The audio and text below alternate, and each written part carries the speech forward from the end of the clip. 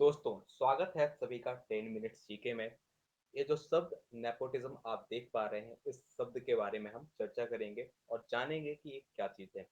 Nepotism शब्द recently काफ़ी ज़्यादा न्यूज़ में है, क्योंकि 3 दिन पहले यानी कि 14 जून 2020 को हमारे बीच एक समाचार आया कि सुशांत सिंह राजपूत जी ने सुसाइड कर लिया है। उनकी मृत्यु से नेपोटिज्म यानी कि परिवारवाद का एक बहुत ही गहरा संबंध है। तो उस चीज़ को हम जानने का प्रयास करेंगे और जानेंगे कि नेपोटिज्म क्या चीज़ होती है और कहाँ से इसका जन्म हुआ। आज का हमारा टॉपिक है nepotism in Indian politics and film industry. दोस्तों, समझते हैं व्हाट इज नेपोटिज्म। दोस्तों, नेपोटिज्म शब्द का सिंपली मतलब यह है कि एक ऐसी प्रक्रिया जब आप अपने किसी चाहने वाले या अपने किसी रिलेटिव को कुछ खास पद दे देते हैं। मतलब ओवरऑल ऐसे लोगों को सपोर्ट करना जो आपके फेवरेट है। इसकी एक डेफिनेशन है जिसे कहा जाता है nepotism is based on favouritism granted to relative in various fields including business, politics, entertainment, sports, religion and other activities. Simply means आप यदि किसी व्यक्ति को चाहते हैं और यदि उस व्यक्ति को आप प्रमोट करते हैं, मतलब आप रियल टैलेंट को देखते ना हुए या उसको नजरअंदाज करते हुए आप किसी ऐसे व्यक्ति को प्रमोट कर रहे हैं जो आपका खास है, उसके अंदर टैलेंट हो या ना हो, तो वो चीज कहलाती है नेपोटिज्म। हिंदी में इसको बोलते हैं परिवारवाद, यानी कि अपने ही परिवार के व्यक्तियों को या अपने ही चाहने वाले व्यक्तियों को आगे बढ़ाना। तो दोस्तों, नेपोटिज्म को हमेशा से क्रिटिसाइज किया जाता रहा है और इसको बेकार सभ्यता या बेकार प्रक्रिया माना गया है। नेपोटिज्म शब्द का जन्म कहाँ से हुआ? दोस्तों, नेपोटिज्म वर्ड का जन्म हुआ है इटली के एक वर्ड नेपोस से। नेपोस का अर्थ होता था नेफ्यू। नेफ्यू यानी कि भतीजा या भांजा, मतलब अपनी पावर को अपने भांजे या भतीजे को सौंपना। उस शब्द से बनकर के आया है नेपोटिज्म यानी कि परिवारवाद। ये बात है करीबन 17वीं सेंचुरी यानी कि 1700 शताब्दी की समथिंग की बात कर रहे हैं, 17वीं शताब्दी की। वहां पर कुछ कैथोलिक पोप्स और बाइशोप्स हुआ करते थे। कैथोलिक पोप्स यानी कि जो क्रिश्चियंस लोगों के पुजारी होते हैं, और बाइशोप यानी कि उनके जो धर्माध्यक्ष होते हैं, वो लोग अपनी पोजीशन को अपने ही परिवार के किसी व्यक्ति को सौंप करके चले जाया करते थे। एक प्रक्रिया बन जाती थी नेपोटिज्म की। जब इसमें एक बात लिखी हुई है, when Catholic popes and bishop who take in vows of chastity, यानी कि जब एक शुद्धता की शपथ लेते थे तो एक किसी भी प्रकार की वैधता को ना देखते हुए अपनी जो एक पावर है नेफ्यूज को सुपुर्द कर दिया करते थे, और यही प्रोसेस आगे जाकर के फादर्स टू सन के लिए भी बनती रही। तो एक मतलब होता है नेपोटिज्म का कि अपने बेटे को अपना थ्रोन दे देना, अपना राज्य दे देना, या अपने किसी सगे संबंधी को या अपने चाहने वाले को अपना राज दे देना नेपोटिज्म कहलाता है। दोस्तों, किस तरीके से दुनिया में नेपोटिज्म फैल चुका है, इसको हम एक एक एग्जांपल के माध्यम से समझने की कोशिश करेंगे। तो हम बात करते हैं रिसेंटली हमने क्यों टॉपिक लिया। ये लिया है श्री सुशांत सिंह राजपूत जी की डेथ के कारण। दोस्तों, 14 जून 2020 को हमें न्यूज मिली कि सुशांत सिंह राजपूत इस दुनिया में नहीं रहे, उन्होंने सुसाइड कर लिया है। जब हमें ये चीज जानकारी लगी तो बड़ा शौक लगा कि अचानक से एक ऐसा सक्सेसफुल एक्टर क्यों ऐसा कर सकता है। लेकिन ऐसा हुआ, क्योंकि दोस्तों जब कोई इंसान अपने किसी काम के लिए बहुत ज़्यादा डेडिकेटेड होता है, तो वो चाहता है कि सामने वाला व्यक्ति उसको रिस्पेक्ट करे, उसको इज़्ज़त दे और उसको काम दे। लेकिन सुशांत सिंह राजपूत जी की ज़िंदगी में काफ़ी समय से एक परेशानी चली आ रही थी, जिसको कुछ ट्वीट्स के माध्यम से हमें पता चला है। शेखर कपूर साहब एक फेमस निर्देशक रहे हैं, जिन्होंने इनके बारे में ट्वीट किया है, I knew the pain you were going through, I knew the story of people that let you down so bad that you would weep on my soldier. I wish I was around the last 6 months. I wish you had reached out to me. What happened to you was the karma, not yours. दोस्तों, ये शेखर कपूर साहब ने इनके बारे में tweet किया है। कुछ और ट्वीट्स आए हैं जिनके बारे में मैं आपको यहाँ पे बताना चाहूंगा। संजय निरुपम जी ने ट्वीट किया है, छिछोरे इनकी एक फ़िल्म आई थी कुछ महीने पहले जो कि सुपरहिट रही थी। तो इन्होंने लिखा है, छिछोरे हिट होने के बाद सुशांत सिंह राजपूत ने 7 फ़िल्में साइन की थीं। 6 महीने में उसके 7 से सारी फ़िल्में निकल गईं। क्यों? फ़िल्म इंडस्ट्री की निष्ठुरता एक अलग लेवल पर काम करती है। इसी निष्ठुरता ने एक प्रतिभावान कलाकार को मार डाला। सुशांत को विनम्र श्रद्धांजलि, आरआईपी सुशांत। दोस्तों आपको एक चीज़ बता दें कि सुशांत सिंह राजपूत की जब एक पुरानी फ़िल्म हिट हुई थी, तो इसके बाद अ, इन्होंने काफ़ी सारे प्रोडक्शन हाउसेज़ के साथ अपनी डील साइन कर ली थी। लेकिन एक-एक करके वो सारी फ़िल्में इनके हाथ से निकलती चली गई और एक बहुत बड़े डिप्रेशन का शिकार हो गए। हाँ, लेकिन सुसाइड जैसा कदम उठाना सही नहीं था। हर इंसान की लाइफ़ में बहुत ज़्यादा मुश्किलें आती हैं, लेकिन जो लोग उनसे फाइट करते हैं और थोड़ी से कड़े बन कर के आगे बढ़ते हैं, तो वो लोग सफल भी होते हैं और दुनिया उनकी रिस्पेक्ट भी करती है। सुशांत सिंह राजपूत थोड़े यहाँ पे मजबूत होते, तो इन चीज़ों से फाइट करके वो आज हमारे बीच में होते।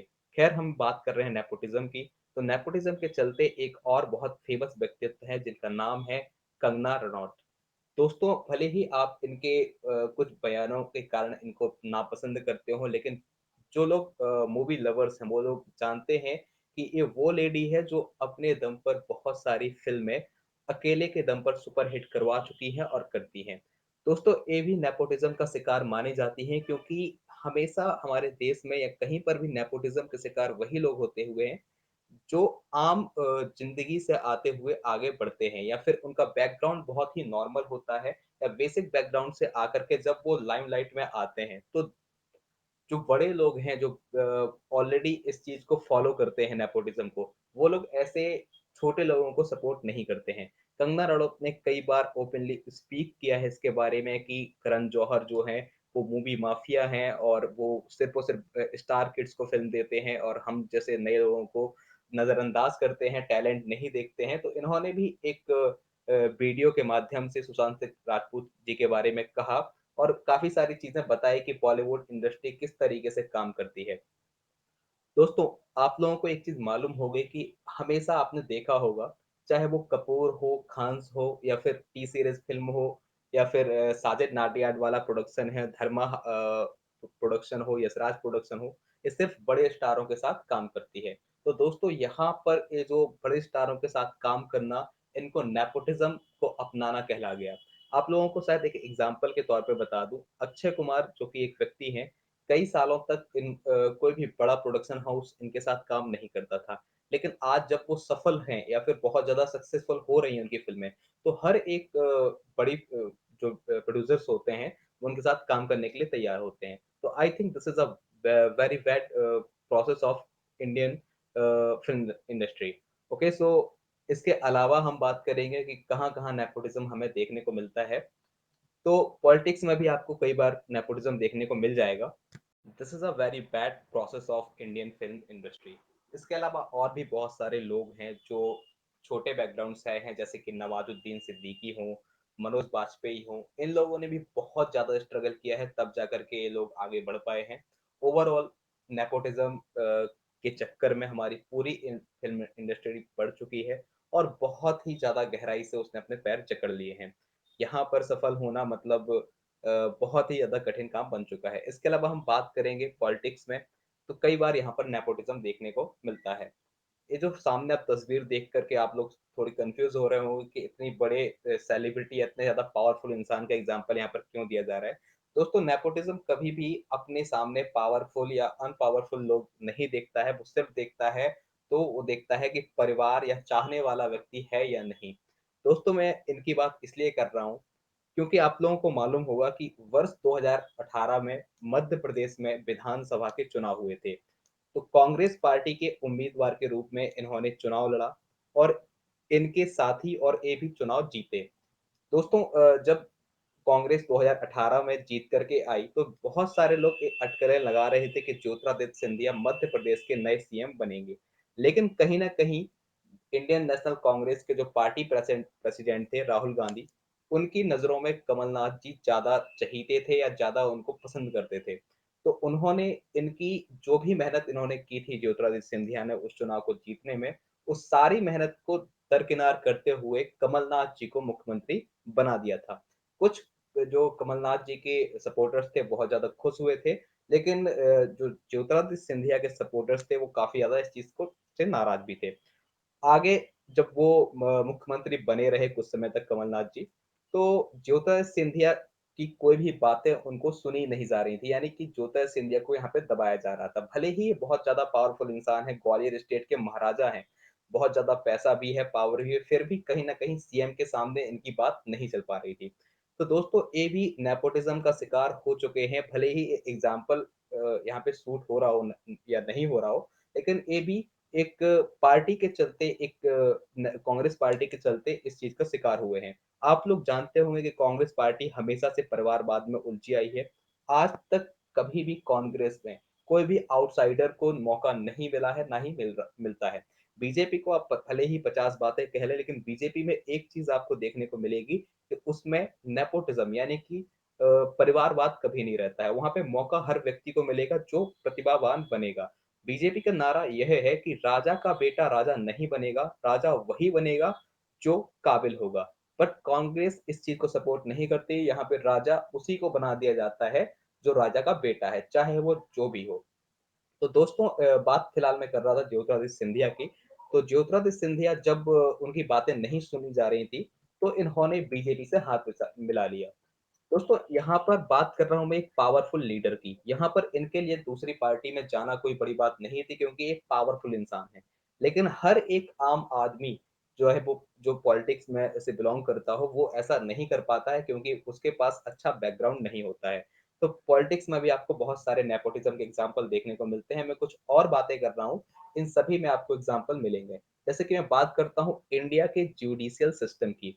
दोस्तों आपको मालूम होगा हाई कोर्ट और सुप्रीम कोर्ट में जब जजेस की अपॉइंटमेंट होती है, तो उनके लिए कोई भी एग्ज़ाम नहीं होता है या उनका कोई अलग से चुनाव नहीं करवाया जाता है।